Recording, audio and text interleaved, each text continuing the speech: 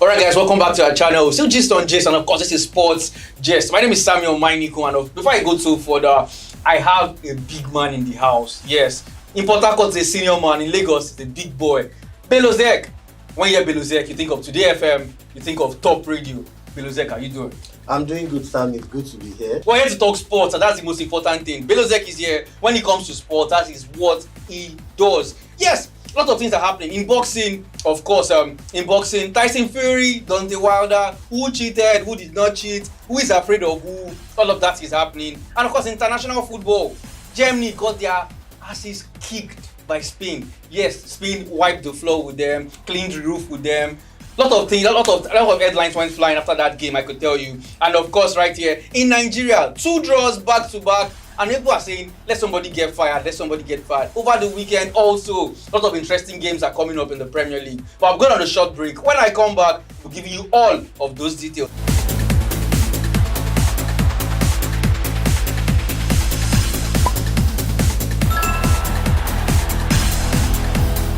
Alright guys, welcome back. It's still Gist on Gist, and of course this is Sports Gist. A lot to talk about, but quickly we'll start off from boxing. Bello, when it comes down to boxing, what everybody's been talking about are these 3 men: Deontay Wilder, Tyson Fury, and of course AJ, Anthony Joshua. And now, as usual, this guy is saying Fury cheated. He's been saying it since he lost the second fight. He cheated. Let's go for the second round. He's still saying he cheated. So now looking at it now. Are you tired of hearing him say he cheated? Or do you actually believe that Fury must have cheated? But before we go forward, let me just tell you what he said. Let me just take it quote for quote. He said he cheated. He flat out cheated. He wasn't the best man, and that he was a coward of a man. He's cheated before, and definitely, I'm sure he did nothing right. He cheated again. Bello. I find it difficult to understand why Deontay Wilder is blaming everybody But himself. Okay. But then again, you also look at him being Deontay Wilder, who he is someone that don't believe he can be beaten. Exactly. But Tyson Fury puts him to the sword the other day. But then again, you have to look at also Tyson Fury's profile. I guess that is where Deontay Wilder is looking at. Remember, Deontay Wilder also came out today. Tyson Fury cheated in his match versus Klitschko. But though when he was probed to go deeper, he refused to talk about that. But I feel where the problem is coming from here, the fact that Tyson Fury is a bit shying away from the trilogy. I think that is why Deontay Wilder is trying to rile him up to get him into the ring again. But this is it here. This is how I actually see it. If he cheated the first time, could that not be a reason why he doesn't want to fight this time? You fought the first time, some people felt Deontay could have won, Tyson should have won. Second time out, Tyson Fury flat out beat him. Yes. Flat out beat him. There's no argument about it. Now there's supposed to be a trilogy. They say it's in their agreement, and Tyson Fury is saying, you know what, I'm not fighting. It's supposed to be for December the 5th. I was one of those. I was like, okay, let me get my pay-per-view ready. We're going to be punching people. We're going to be watching. But then since he's not fighting this year again, up until next year. And if he comes up next year, he's saying that most likely when he comes up next year, I will not be fighting Deontay. Maybe AJ. Remember the last time he became world champion also, beating Klitschko. He went on, then before we knew, he got suspended for drugs. He said he had mental issues and the rest. See that he's afraid of defending titles. Probably he's afraid of defending titles. Also, you might want to say maybe he had a game plan so perfectly planned out that it can only work once. Maybe he's looking at saying Deontay Wilder might have had his number now, might have known this is what he used to beat me. True. So when we come into the ring again, I would beat him. But him not fighting Deontay Wilder, the repercussions are big. His fight with AJ definitely is going to be pushed back. Because Deontay Wilder, they are looking to take the case into the courts because they said in their agreement there is mediation and arbitration clause there. Yeah. So they've started exploring that option. Definitely. And if they take a professional athlete to court, obviously you can't step into the ring. It becomes a legal issue, court of arbitration for sport and all that. So his big payday with AJ would be pushed back because Eddie Hearn has also said that they had already had an agreement with the camp of Tyson Fury with the Fury and AJ fight. But because Fury and Deontay Wilder have not been sorted out, that fight can't really hold. I really hope, personally, I hope to see a trilogy. Why I want to see a trilogy, especially if So either Tyson Fury flat out beats Deontay Wilder again, or we see if Deontay Wilder is also the great champion he claims to be. Rise up to the occasion. Yes, that is what a champion is. They will not wait for 4. They will not wait for 5. They will not wait for. That's out of hand. That's the essence of competition, Sammy. You can't just beat me once and expect to go scot-free. And then there's this also talk that if he gets into next year, they'll be older.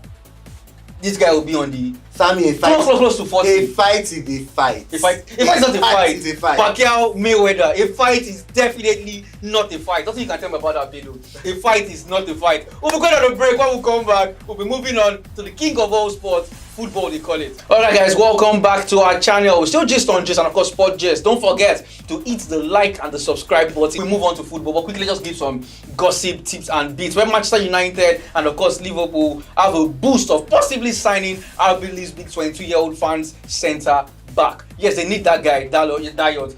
Both guys need defenders. Is that the answer? 22-year-old, is it the answer to their problem? In transfer, either a hit or a miss. So you can never say which is the answer. So there's bar. Pogba is bar.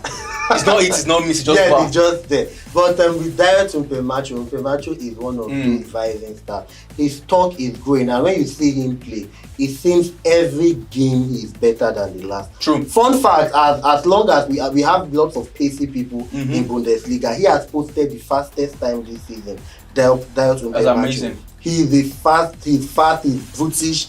He's good on the ball. He's technical. So that's what they need. Both people need him. I think Manchester United need him more. So if there's father now, we say go to Manchester United. If I'm a father, I would say go to Manchester United. Manchester United will offer him more money. But it's not about money, about football. See, leave a comment. Leave a comment. Is it about money or is it about football out there? Just leave a comment. See, so if you're your father, that you tell your son, go and take more money, even though you reduce your career. Because Oscar that plays in France, the former Chelsea player, he said something. He went to Vardy and his career has died and all that. But he said he will never feed his children with fame and popularity. So he feeds him money. He feeds his children. So money is the most important thing for you. Fame or playing good football, win all you can, which is the most important. Like, comment, and yes, drop your comment on Valor. Bello says he will tell his child, go for the money. Forget about this fame and this Ronaldo and Messi thing. So you don't want your child to be called in the same light with Pele, Maradona, Lionel Messi, and there's I'll leave it there. We move on. Yes, and of course Chelsea's goalkeeper Arise Balaga is going on a loan. We're not sure where yet, but then rumor says he's going to go in on loan. He's going to be taking a pay cut. That man from hero to a complete zero. I think he needs to leave Chelsea as quickly as possible. Even though personally I feel Chelsea are the reason why he is in this position. He is the manager, the club didn't back him. You just come out and you make him feel like he's a terrible player overnight. But he became a terrible player overnight. Actually, he became a terrible player overnight. The team did not become a terrible player overnight. Terrible team overnight. So what was the difference? He kept conceding goals. Like mistakes that I no go do, in the do. No, statistically, football is a game of numbers. Statistically, all through his stay in Chelsea, he only started making direct errors leading to goal this season, and those were the two he had made. That was previous season. Previous season, last season, didn't have any direct error. So what's that the issue with him? No, Frank Lampard has been looking for a keeper to replace him since last season. That's why he has been looking for a keeper. He is not Frank Lampard signing. That's it. That's one thing that most people fail to realize. So for you now, it's like Nigerian league. You come with your boys. It's not Frank Lampard's boy. You look at Liverpool, for example, the top club in England right now. How many players were not signed by Jurgen Klopp? In their starting 11, just Jordan Henderson. So that's what happens. Most coaches, when they sign getting their players, if a player makes a mistake and he is not your player, you just want to throw him out and kick him out. But if he is your player, you want to keep using him and using him and using him. That's just basically the same thing. You can also see Jorginho, when he just came to Chelsea, he was also crucified like this. True. He's not doing this, he's not doing that. But Jorginho is not the worst defensive midfielder in the world. Neither is Kepa Arrizabalaga. I hope Kepa leaves Chelsea. He's a fantastic goalkeeper. He's one of the bright stars of this generation. And I feel if he leaves Chelsea, he just needs to revive his career. Maybe he goes back to Spain. We'll see from there. Okay, lastly, Manchester United. Centre back is there. Any centre back that is available. Who you now, if you say you're available as a footballer now, man, you can come for you. Rafael Varane is there. There's this talk saying he might be leaving Real Madrid. They've been accusing him that without Sergio Ramos, Varane is rubbish. That he can't play football. He says no, we make each other better. We compare. I'm like rice, his beans. We make each other better, that kind of thing. But now there's this talk he might be leaving Madrid. And United saying, Isa. United want to sign him. I think it will be a fantastic signing for Manchester. Who will partner him? Who will be Sergio Ramos? Is it Maguire? Harry Maguire, just diverting a bit, Harry Maguire is not as bad as the media makes him. No, the issue is it's not as good as the media makes him seem. No, the media makes Maguire look bad, terrible. No, the media makes him look good. He makes himself look bad. I saw Harry Maguire in the English national team. Okay. And you could see the calm and composure on the ball. I look at a player like Harry Maguire. They can't beat him 2 goals to nothing. They just put it out there. He looks more like, what's his name? Harry Maguire looks more like a David Luiz of Arsenal. Yes, they had 1 or 2 errors in them. Okay. But if you find a system that works, they have more good days than bad days. They have more good days than who doesn't have a bad day? Who doesn't have a bad day? On this show, we don't have bad days. I'm just saying. You are Sammy, you are the boss. But with Rafael Varane going to Manchester United, he is a very athletic player. Bring out the best. He is one of those defenders that depends more on their athletic side, their physicality, their movement, and their pace. I think it will be more like a yin to a yang. He is a very fast and pacey defender. Maguire will slow. Yes, I think they can work together. Okay, definitely. Bello thinks they can work together. So Manchester United, Bello is advising you. He says, Rafael Varane comes available. Don't slow, don't talk about it, just go get him. But we're going on the break. When we come back, we'll be going into the next topic we'll be talking about. Nigeria's manager, Gennett Rohr, and of course, that man, Joachim Low. We'll be comparing them. Amazing comparison. Just hold on, we'll be right back. Alright guys, welcome back. It's still Gist on Gist, and of course a sports gist. Hit the like and the subscribe button. We're begging you, please like and subscribe. Now quickly, let's move on to the games that were played internationally. Nigeria played games, Germany, yes, everybody played the Nations League and all of it. Like I said at the beginning of the show, Germany got kicked, brutalized. Which other word again can I use? By Spain. Spain beat them up mercilessly. All of us were thinking that all Germany needed for that game below was just a draw. They get a draw, they're in the semi-finals. They think of playing in the finals of the Nations League. But then as it happened, Spain needed a victory, and that they did get. 6 goals to nothing. Joachim Low is in a lot of trouble. Bello, what do you think the issue is? Should he just call back those old players? Müller, Boateng, Hummels. I said, you know what, I don't need you anymore. Does he need them now? I think with the look of things, he does. He needs them, especially Hummels and Boateng. Does he need Müller? He needs Müller going forward. Now, going forward, Germany has poured for choices.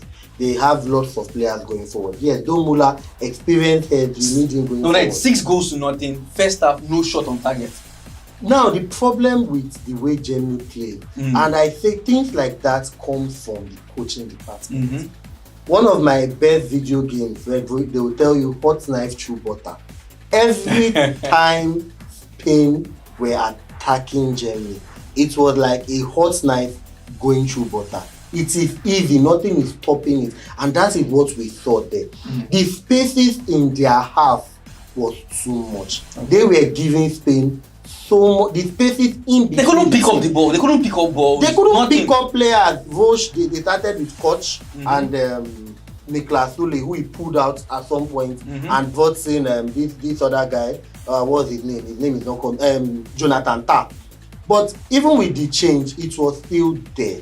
It was a terrible performance for Germany. And going into that game, I remember I was listening to the guys in ESPN talk, and they mentioned something. They said, we are looking at this German team as being unbeatable. But the problem is they had not played anything that would really attack them. And that is what we saw. Now, they played against Turkey, a friendly. Turkey attacked them, and that was 3-3. They also played Spain now. Spain attacked them. That's 6-0.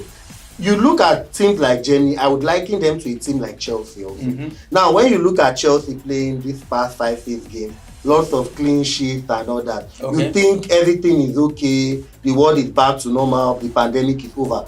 But once these teams play a team that would actually attack them, then you start seeing this. Put them on the ropes. You start seeing these cracks and these problems. And for Joachim Low, yes, we would say Joachim Low has done a whole lot from the German national team. But at this point in time, when you get beat 6-0, you tend to ask yourself some questions. Should he bring back these players? Is it yes or a no? Yes, straight up, yes. So if you don't now, bring it out. You've already mentioned Hummels, you mentioned Boateng. Are those the only 2 you'll be calling back? No, I'm not just calling them back. I'm going to call back a certain Thomas Muller. Okay. I'll call back Marco Reus. Mm-hmm. I'll call back Sebastian Rudy. And now Sebastian Rudy is one of those underrated players in the German national team. When you look at the German national team now, you look at him and these two brothers, what's their name that they found themselves in Leverkusen, they don't have a proper defensive midfielder. Everybody that plays in front of the defense are all center midfielders. Ilkay Gundogan, central midfielder. Yeah, central midfielder. They're all CMF. Yeah. They don't have a proper defensive minded. So you think a 4 is their problem? You need, it's not just their problem. Every team needs a 4. You need someone that sits down there. Someone that sits down. Before we even go, let's come back home. Okay. Genetro, Nigeria's manager. Genetro. We got a draw against Sierra Leone. We don't even talk about the first draw which we had in Benin. Like, it brings back bad memories. People cry when they talk about that game. We're up 4-0, 4-1 in the first half, and then that game ended 4-4.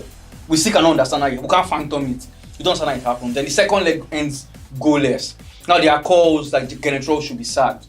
Nigeria, Germany, who had the worst result?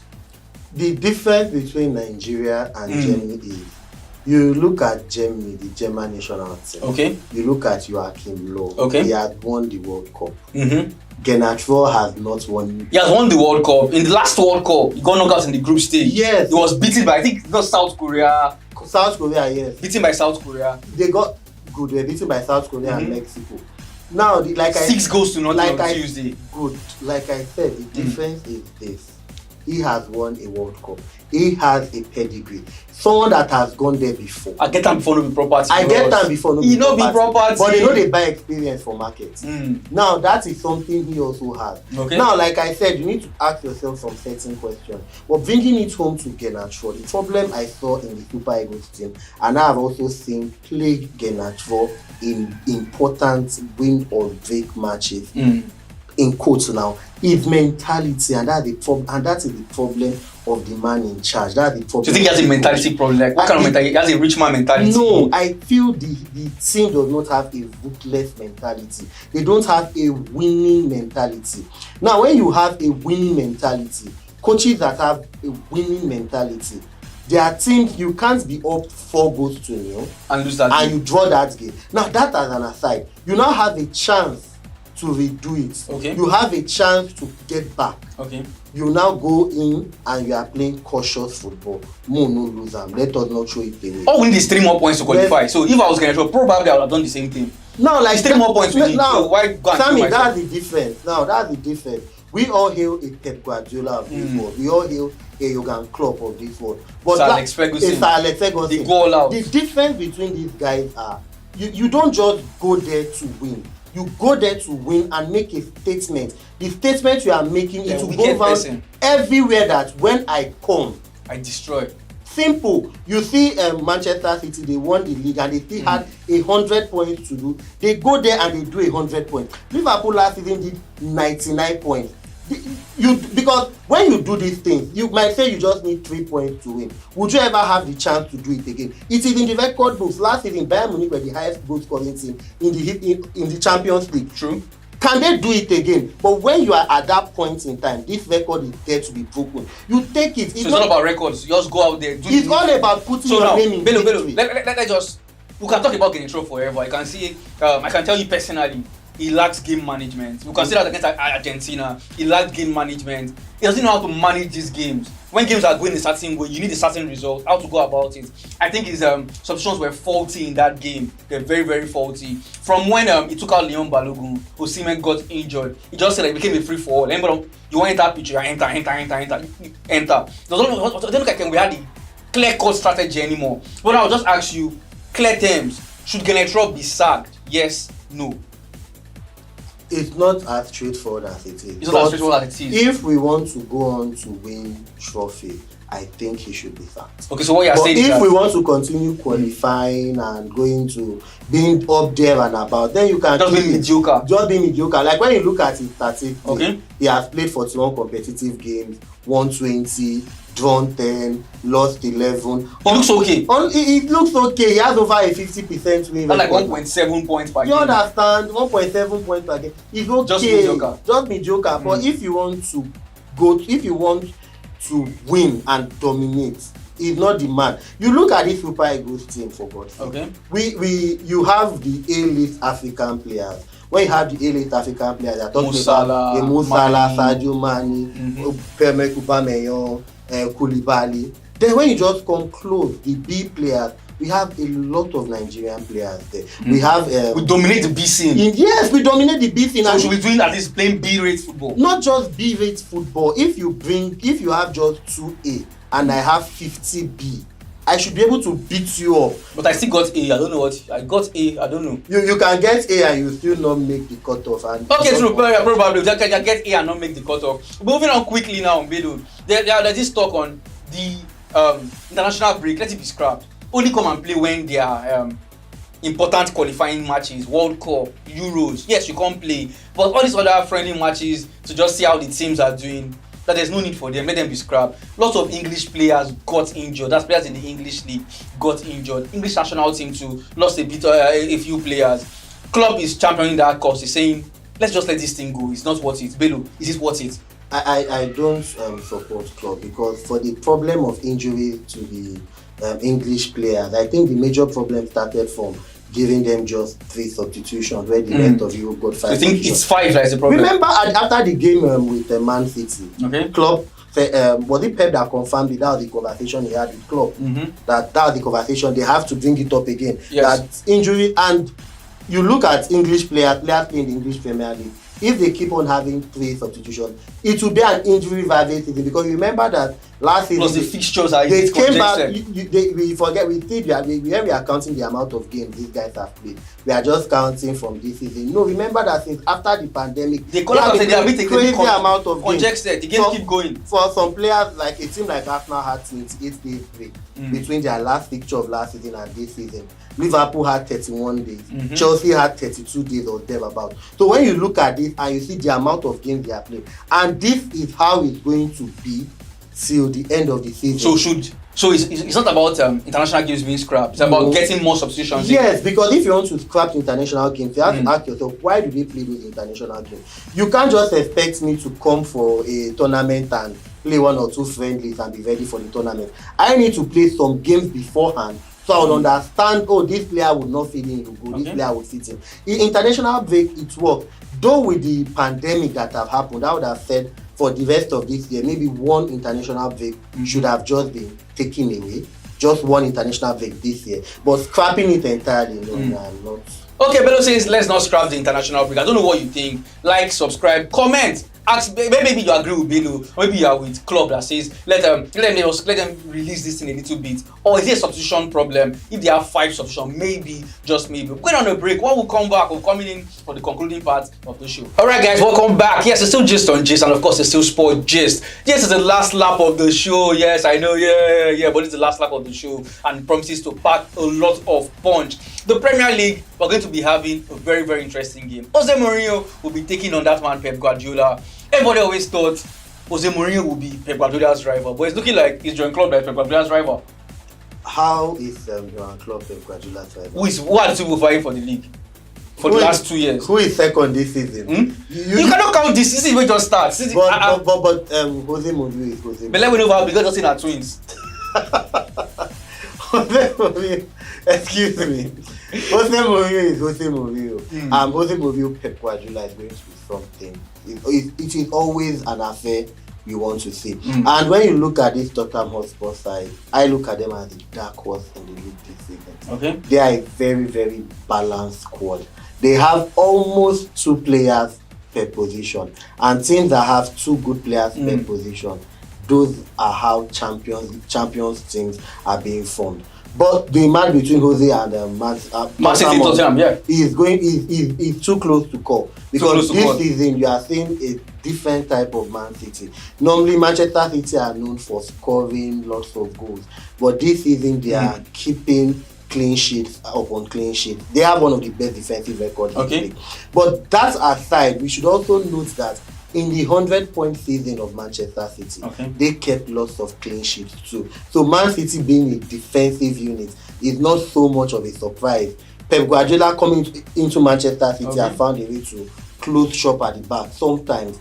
And Jose Mourinho, the discipline he has instilled in Tottenham Hotspur, Son, Harry Kane are firing on all cylinders. Gareth Bale too in the mix. Gareth Bale has come back, and like Mikel Richards said, if Gareth Bale can give us 50 to 70% of the Gareth Bale we know, Tottenham Hotspur would be something. So you're saying they are title contenders?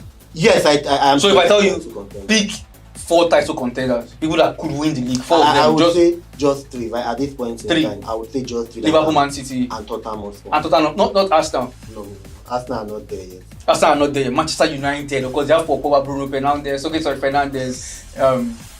Until they start Ole Gunnar Solskjaer, we are here. Okay, Solskjaer remains the problem. That's what Belu is saying. It's not me. Belu said so. Yes, we move on to the Spanish La Liga. Well, it will be Atletico Madrid taking on Barcelona. Suarez is missing. He says he's sad that he's missing. He would have liked to show them Pepe. I think Barcelona are lucky. They are lucky. Suarez is missing. From the time the way the transfer panned out, I have always been saying the day Barcelona would step into the Wanda Metropolitano, it's going to be a mauling. It will be a mugging. So you say Suarez was here shit. Suarez would play like he wants to kill himself on the pitch. And with Suarez is in form. He has 5 goals. He's in form, yeah, he's in form. He has 5 goals. But there's also one guy in Atletico that is just under the radar and they are doing his business. 2 people especially. I know you expect me to mention Joao Felix. No, not Joao Felix. Figueroa and Marcos Llorente. Definitely. Marcos Llorente has been in form. Fire. Figueroa has 5 goals in the La Liga. And the top goal scorer in La Liga has 6 goals.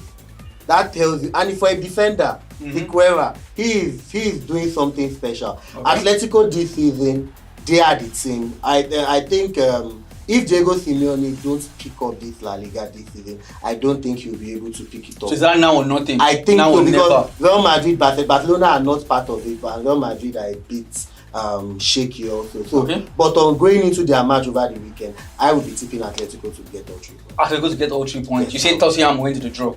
Tottenham it's difficult to call. That's what you said. It's difficult to call. So let's say that's a draw. It will be a low scoring game. Low scoring game. Who wins it? Who edges it? I think the sword is tilting towards Man City because it's Man City. But if you ask me, I would say a draw is most likely. Okay, a draw most likely. To the French league we go, where it will be Monaco. Yes, Monaco will be taking on Paris Saint-Germain. Paris Saint-Germain, a lot of injuries. Do you think they can still pull this one off? I think Kylian is going to play. Kylian had some few minutes in France. France's games, yeah. Yeah, so I think Kylian will be good play. And if the thing about Paris Saint-Germain, they just need one of those 3 guys. The 3 guys I mean are Neymar, Di Maria, and Mbappe. Just one of them in their team, and they are better. Once one is on song, they are better than every other. So there's no argument about that one. No argument about it. Monaco is going to lose. Monaco should lose. Okay, Monaco should lose. Okay, Bello, now quickly before we go, I'm a betting man now. I'm a betting man. I'm planning for marriage. I'm just saying. So I need money. Which teams will you say I should put my money on guaranteed? Okay, Everton, Fulham. I think there will be goals. I think you want to go for 2.5 in Everton. 2.5 Everton, Fulham. 2.5 Everton, Fulham. I think Arsenal lead there must be 2 goals. Either Arsenal win by 2 or it will be 1-1. Okay, so over 1.5. Over 1.5. I'm getting these things down. Arsenal leads over 1.5. Liverpool Leicester also over 1.5 will be sure in that game. Over 1.5. Then you should go to Juventus win, Atalanta win.